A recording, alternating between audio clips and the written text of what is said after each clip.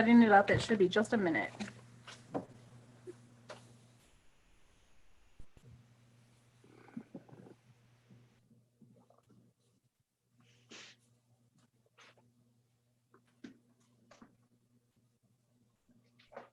Okay, we are good. Great. And do we formally have to go over House Bill 197 each time, Stacy? Do you know? I don't believe It so. indicates that we're allowed to do this until November? Okay. Is there any public comments or correspondence?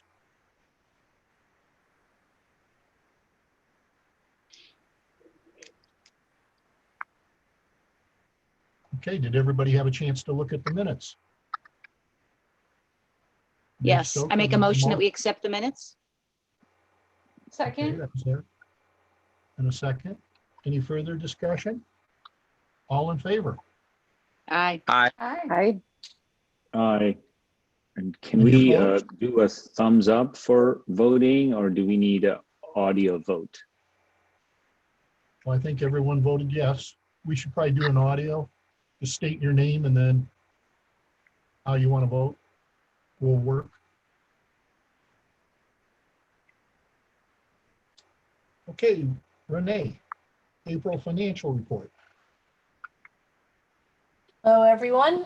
So, I'm sure you've had a chance to look at April. April's PLF is really a reflection on March's economy and tax revenues. The PLF did come in 0.71% lower than expected, which that equates to about $6,600. So, and our spending was also down from last year. A lot of that just due to, we were closed, so we weren't having cleaning. A lot of the contracted services were not going on. We did not have a newsletter. We didn't have some of our maintenance, like our general preventive maintenance companies weren't in the building. So that's why you can see the decrease in contracted services. Our other revenue is down. Fortunately, it doesn't make up a very large percent of our overall revenue, but it is down. And that's also due to we were not collecting, we were not open to the public. We were not collecting fines and fees and copy money. And in addition, the interest rates we have not quite half of our money in Star, Ohio, but the rate is down substantially. It went from starting the year out about 1.85% down to 91%. So that's why you see the decrease in the revenue. Any questions?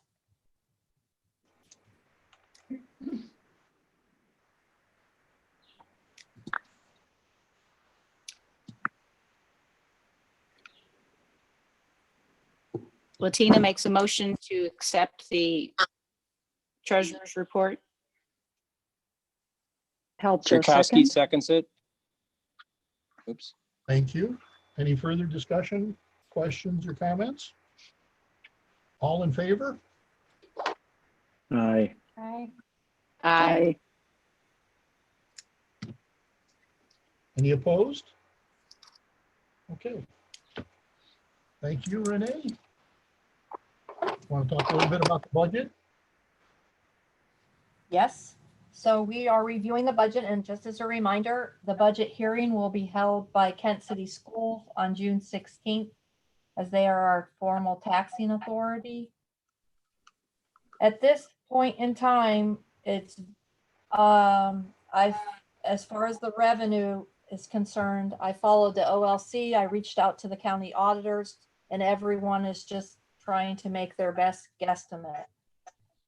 So the OLC is suggesting at least a 25% in our PLF for 2021.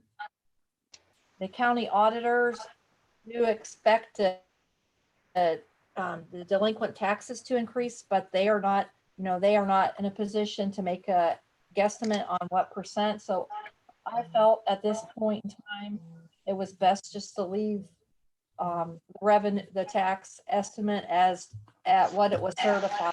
The fortunate part is that the county will certify our revenue in late summer, early fall. So we'll have a better, idea. And I didn't feel comfortable just pulling, a percent that I didn't have any real good information to estimate it with. So that's what I did. I also decreased interest for 2021 by 50%. And the other income I reduced as well. Because we don't at this point in time know exactly what we'll be doing with fines and fees, and there's just still too much uncertainty with the public in the building. As far as the expenditure part of this, once again, fortunately we'll have time before we pass our appropriations next January to have a better idea what's going on. But at this point in time, I followed the governor's recommendation, which was freeze wages. Stacy and I went through line items, and basically we reduced the material budget by 25%. And then, we expect to have further discussion prior, in the fall and going into the winter when we have a little more concrete evidence to know what we want to do with our appropriations. But at this point in time, we are, our budget is at $160,000 deficit. And I don't believe there's any way we're going to get around that for next year. But hopefully things will pick up, and this may be a one-time, a one-year occurrence.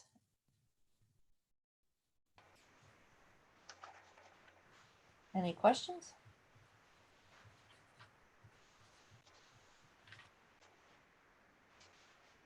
Sounds like you covered all the bases as best we can at this time. Another one of our expenditures are, our health insurance, and we're going to do a further analysis of that. And it could be in the fall that, we come back to you with a recommendation to increase the employees' participation in the cost of that. But at this time, we're not ready to do that.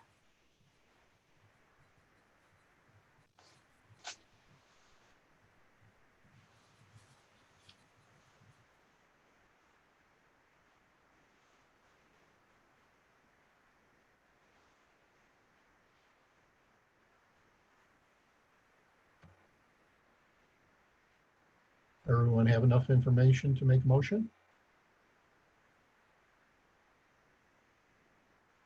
Yeah, I'll make a motion to approve the budget.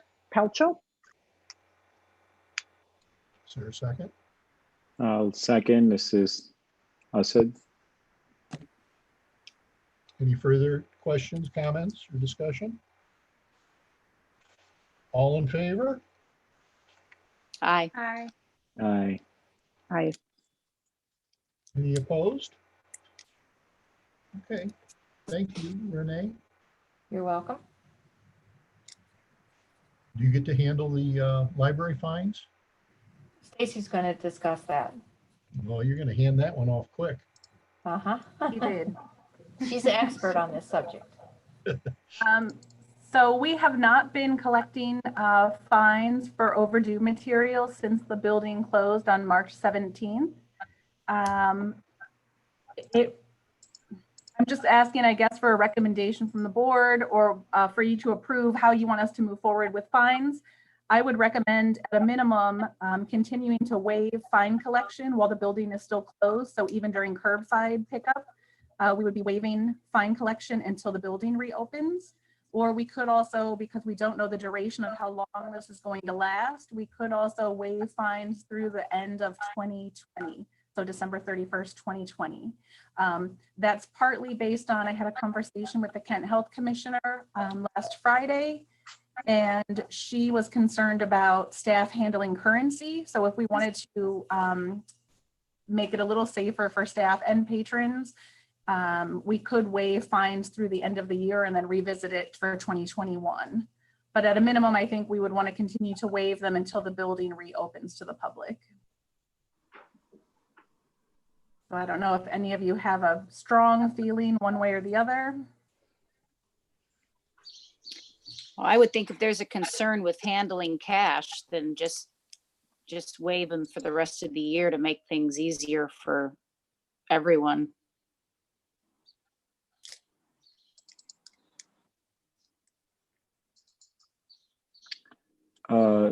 Stacy, Stacy, does that are there propose any any other draw? financial transactions that? Sorry, go ahead, Chris. Yeah, I was just wondering if Chris? there's any drawbacks to that you can see, Stacy. You know, Deferring we the- are anticipating that our fine revenue is going to be down. Our fine revenue is going to be down anyway because we haven't been collecting fines since the middle of March. Hold on, Renee's trying to get my attention.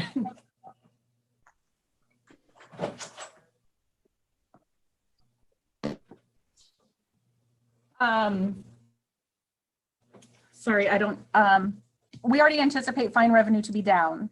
The only other thing that we handle cash for potentially would be people making prints or copies in the building, but we're not sure entirely how that service will be delivered once we reopen the building.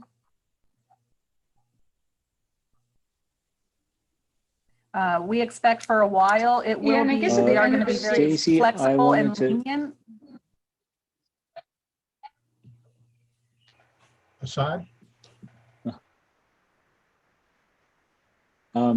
Sorry, I'm not sure why there seems like an awful lot of delay, but my question, I'll ask both my questions at the same time. One, if the library does any other financial transactions with clients other than fines.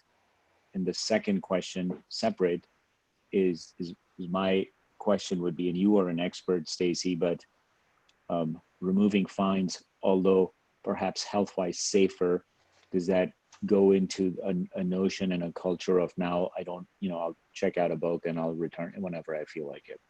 Yeah. It could be, there could be some of that, but patrons would still be charged for items that they keep and do not return. It will be assumed a lost item and they will get billed for that. So that is the incentive to return it on that end. The other, to answer your other question, the only other cash transaction we do with patrons would be for copies or prints. They can do that with a debit or credit card, but they do sometimes pay in cash for that at the checkout desk. Stacy, what's your feeling for the best way to go? I think that it's going to be really challenging for us to keep track of people's fines during this period. And we're going to want to offer flexibility to our patrons because they're going to have all kinds of reasons why they couldn't return their book to the library, or they were ill, or they were afraid, or they weren't aware when we reopened and when we started charging fines again. So for that reason, I definitely think we at least need to continue to waive them until the building's open. But it could also solve a lot of headaches for staff if we just waive fines through the remainder of this year due to the pandemic. We don't want to, we don't want to discourage library use or from people returning the things they already have checked out. But we want to also make sure that we're being flexible because it is an unusual and unprecedented situation.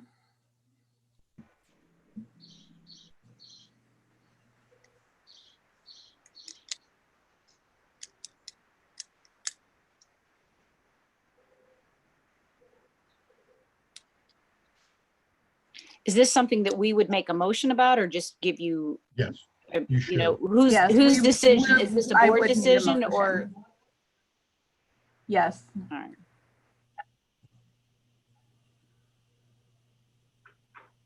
I make a motion that we waive fines through the end of the calendar year to make it easier for library staff and eliminate the need to have any sort of currency transaction in the library. to be revisited then at the end of the year for moving forward in 2021. Is there a second?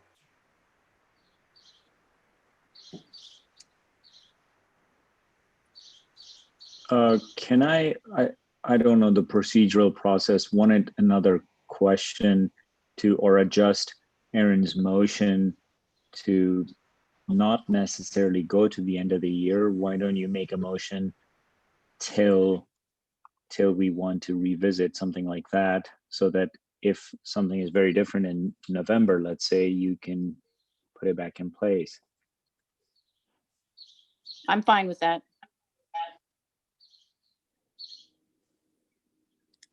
So the motion would be to waive fines, continue waiving fines until the board revisits it.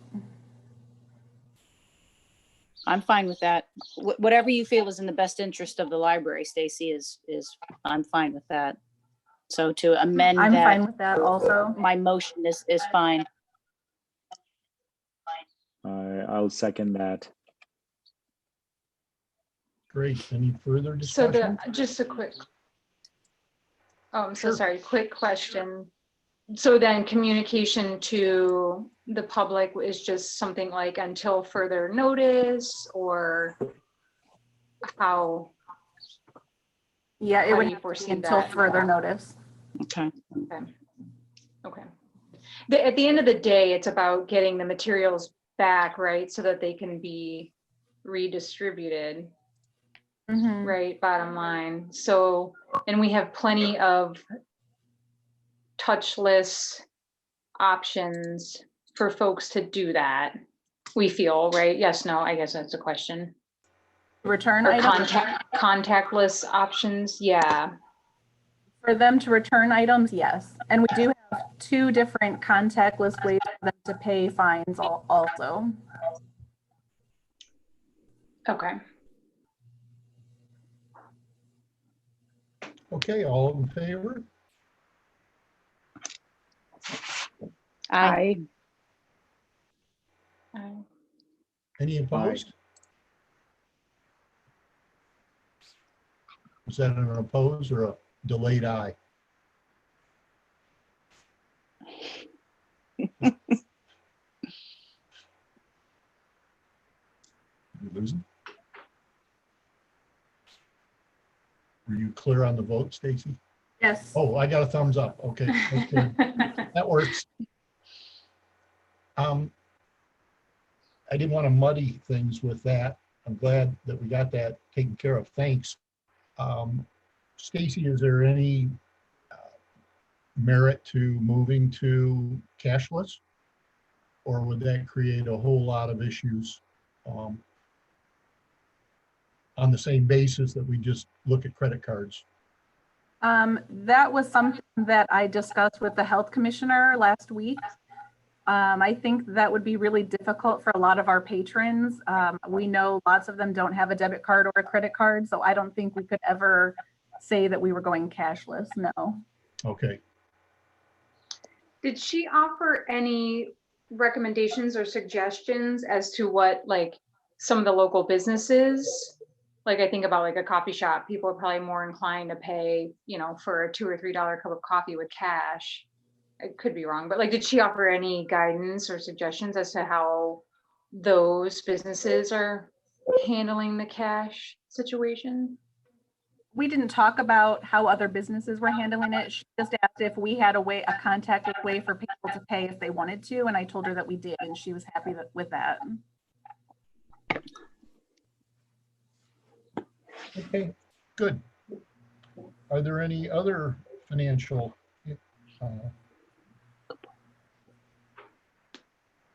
comments for today? I would like to add, I didn't mention it under the April report, that Stacy and I have been going through the current year appropriations and looking for items that we may be able to reduce costs since our revenue will be down, and things that, you know, we haven't committed to that we could eliminate and still not affect the efficiency of the library. Okay, good. That's all I have.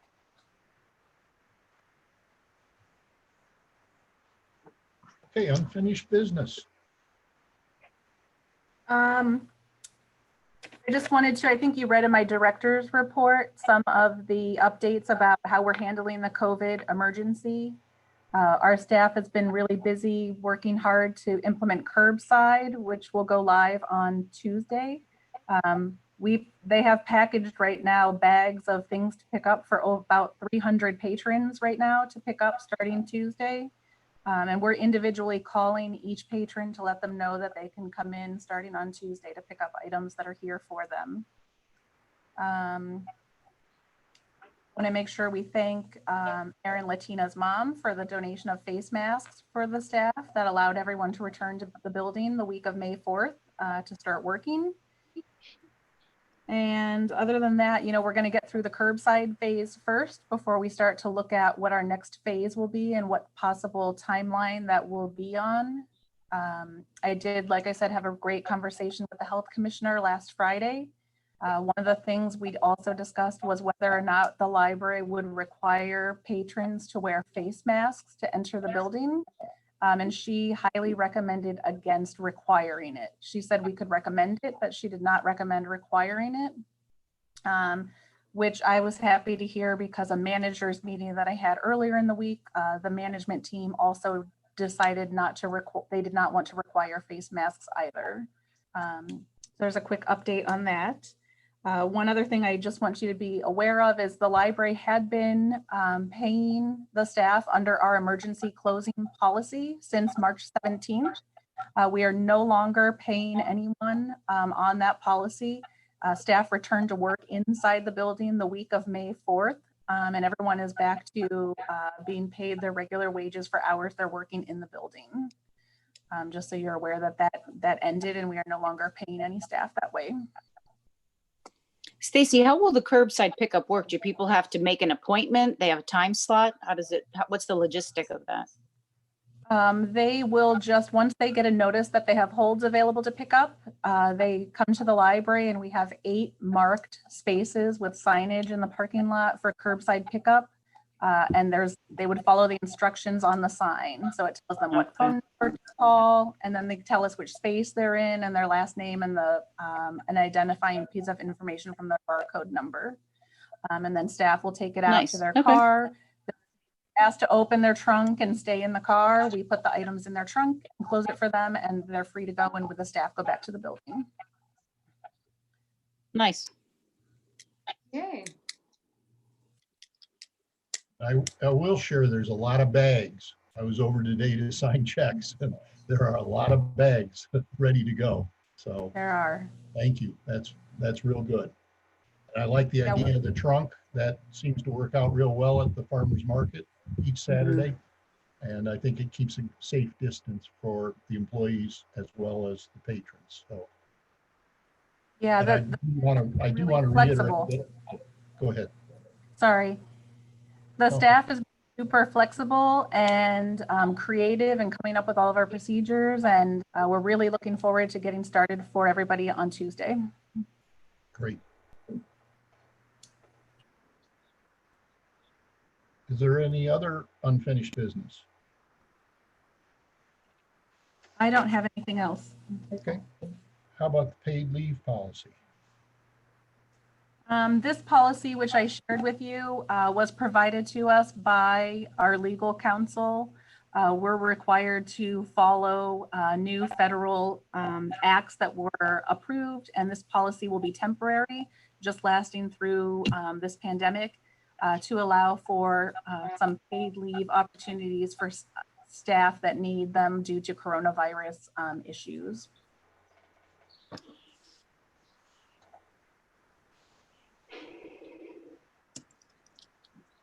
We'll need a motion to approve this.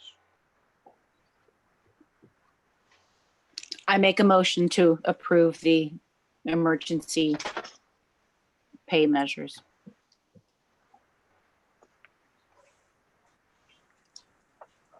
Pelcho, second. Okay, thank you. Any further discussion, questions, or comments? All in favor? Aye. Aye. Aye. Any opposed? Okay. the Dell computer purchase.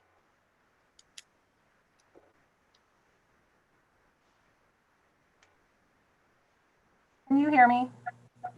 Now we Oh, can. we can. I got kicked out and then I just had to rejoin. I didn't get the motions for the policy. Who made the motion? Aaron Latina motion. and Chris seconded. Couch Okay. second. Thank you. So the computer purchase, all of our computers for the public we last purchased them in 2013, so they're really aging, and we had already budgeted for and planned to replace the public computers in 2020. We did reduce the number we were purchasing because once we open, we will be spreading the computers out to allow for more social distancing. We would have normally ordered 41, but we reduced that by 10 to start with. But this is a computer purchase we had already planned for this year and that we were budgeted for. The computers we currently have are 7 years old or more. They don't have Windows 10 on them, and we desperately need to update them.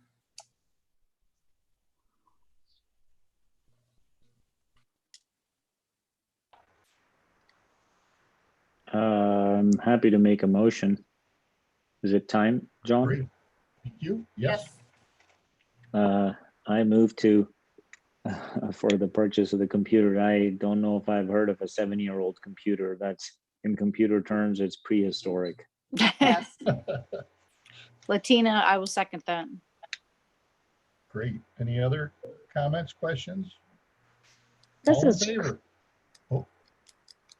yeah, this is Chris with just a question about, and I'm not sure if we talked about this earlier, in rotating the computers rather than, like replacing them all at one time. I'm not sure. I took a look at the agreement with Dell and I wasn't sure if there was, a benefit financially. So any thought about that, Stacy? When I talked to our IT technology person, we had talked about buying half of them this year and half next year to kind of spread out the expense. But it becomes more difficult for him if we somehow aren't able to get the same model next year, because it's easier for him to push out updates automatically to all of them at the same time. So there was no advantage in his eyes by splitting the order in 2 years, because it's easier for him to make sure they're all the exact same. That makes sense. Thanks. Any other questions? No other question. All in favor? Aye. Aye. Aye. Any opposed? Okay, thank you. Now we dispose of the equipment. We've had a lot of time to clean. So this is all some of the older technology in the building that we're ready to dispose of.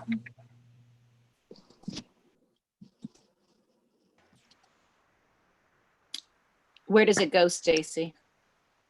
The last time we did that, we went to the Portage County Recycling Center through their e-waste program.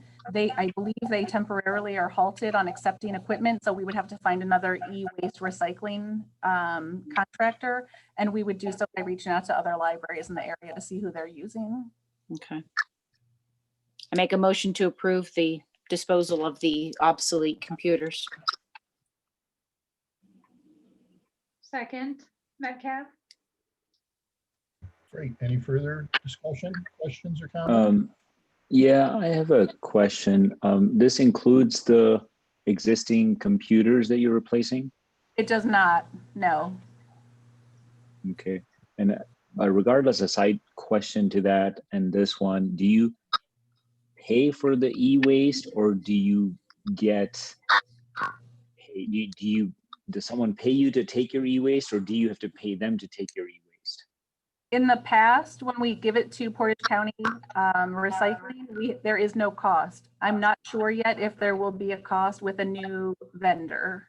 Of course, we'll try to find one that will not cost anything, but there might be a nominal fee if we have to hire a different contractor. And so maybe this is a follow-on question, but not to do with this e-waste, but since you're talking about those computers and there are kids and families in the community that, you know, a lot of it is Chromebooks, but if there is a way, it's not that many computers, but if there's a way to distribute those old machines, even though they're 7 years old, but to someone who doesn't have one might be great. Do you think that's an option, or it's too complicated? We have not talked yet about how we're repurposing the computers that would be coming out of the public computer labs. A lot of them are going to be repurposed to become our online catalog stations through the library, and I don't know what the plans are for the rest of them yet. Okay. Other libraries, when they do get rid of obsolete equipment, I have seen libraries host auctions for equipment like that. We would have to see what we would be required to do by statute to make them available to patrons.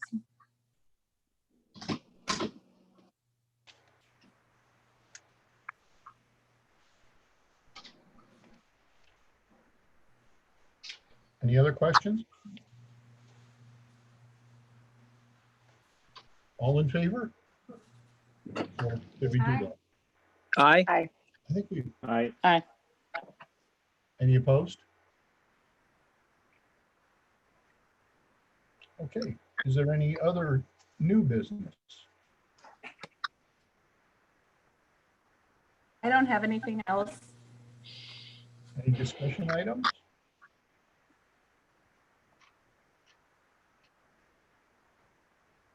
Anybody have any comments or questions about the director's report?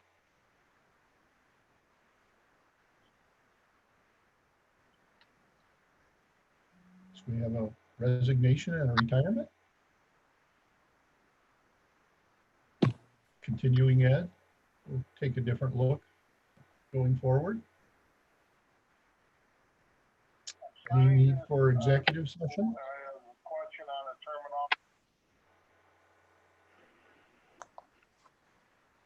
Okay, the next meeting date is June 18th at 3:30. And we'll try to give you advance notice to see if we're still in this mode or not. We thought probably it was best with the library not being open that we Zoom it today, if you will. Stacy, then how's the, oh, I'm so sorry, John. Well, Sorry. go right ahead, Amanda. I probably should have asked you this earlier. How's morale at the, how are all the associates feeling? Like, does morale seem good? Are they happy to be back, or? I think so. I haven't heard otherwise, but I think everyone is getting used to their new routine in the building and our new safety protocols that are in place. So we're still kind of ironing some of those out, and everyone's getting used to them. No, so no great like fear or anything about. I think some people are apprehensive more than others, but they're working through it to the best of their ability.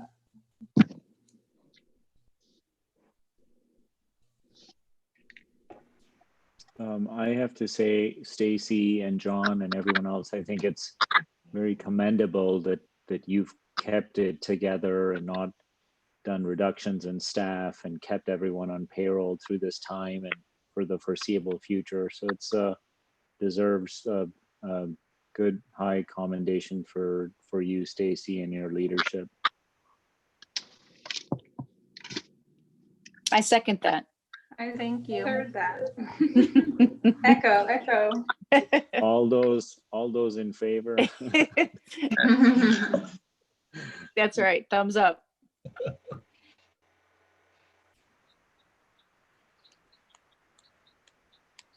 Okay, is there anything else for the good of cause today? Great. Well, if you need anything at all, Stacy, just let us know. Yep. And thanks for all that you're doing. And we'll be adjourned.